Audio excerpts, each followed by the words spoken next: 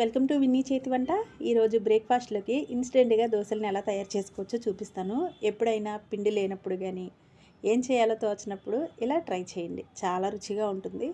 ముందుగా దీనికోసం స్టవ్ మీద ప్యాన్ పెట్టుకుని 1 కప్పు బొంబాయి రవ్వ వేసుకోవాలి.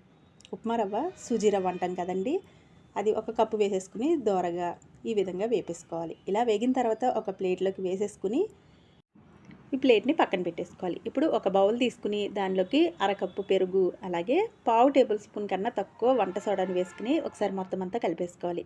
ఇలా కలిపేసుకున్న తర్వాత పావు కప్పు మైదా పిండిని, అలాగే రుచికి సరిపడా ఉప్పు కూడా వేసేసుకుని మరొకసారి మొత్తం అంతా కలిపేసుకోవాలి. దీనికైతే వాటర్ ఏం అవసరం లేదండి, పెరుగు ఈ వాటరే సరిపోతుంది. ఇలా మొత్తం అంతా కలిపేసుకున్న తర్వాత ముందుగా వేయించి పెట్టుకున్నాం కదా ఆ బొంబాయి రవ్వని దీనిలో వేసేసుకోవాలి.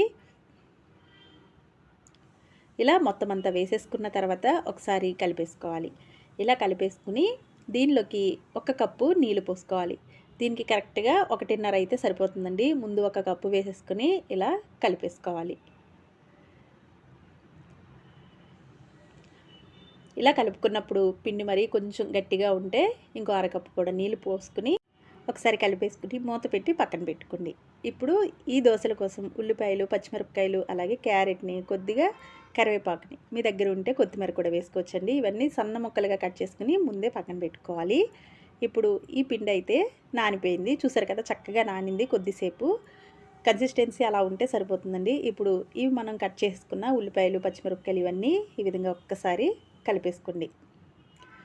ఇప్పుడు స్టవ్ మీద ప్యాన్ పెట్టేసుకుని ఆయిల్ ఏం అవసరం లేదండి. ముందు దీనిలోకి మనం కలిపెట్టుకున్న ఈ దోశ బ్యాటర్ని దీనిలో వేసేసుకోవాలి. మరీ పల్చగా కాకుండా వీడియోలో చూపిస్తున్నట్లు ఇలా వేసేసుకుని ఇంత మందంగా ఉంటే సరిపోతుందండి. ఇప్పుడు దీని మీద కొద్దిగా ఆయిల్ వేసేసుకుని మనం కట్ చేసి పెట్టుకున్న వెజిటేబుల్స్ ఉన్నాయి కదా, ఉల్లిపాయలు, పచ్చిమిరపకాయలు, అలాగే కరివేపాకు, మీ దగ్గర ఉంటే కొత్తిమీర వేసుకున్న ఇంకా టేస్ట్ బాగుంటుందండి. ఇలా వేసేసుకున్న తర్వాత మూత పెట్టి మీడియం ఫ్లేమ్లో పెట్టి ఈ విధంగా ఒక పక్క కాలిన తర్వాత మరోవైపుకి ఈ దోశనైతే తిప్పేసుకోవాలి. మరోవైపు కూడా కాలిస్తేనే బాగుంటుంది ఈ దోశ అయితే.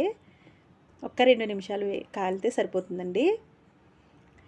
ఇప్పుడు దీన్ని తీసేసుకుని ఒక ప్లేట్లోకి సర్వ్ చేసుకోవాలి. అంతేనండి, ఇన్స్టెంట్ దోశ అయితే రెడీ అయిపోయింది. ఈ దోశని అల్లం చట్నీ అయినా, పల్లీ చట్నీ అయినా దేంతో తిన్నా చాలా బాగుంటుంది. మీరు కూడా తప్పకుండా ట్రై చేయండి. వీడియో నచ్చితే లైక్ చేసి మీ ఫ్రెండ్స్కి, రిలేటివ్స్కి షేర్ చేయండి. ఇలాంటి వీడియోస్ కోసం మా విన్నీ చేతి వంట ఛానల్ని సబ్స్క్రైబ్ చేసుకోండి. Thanks for watching.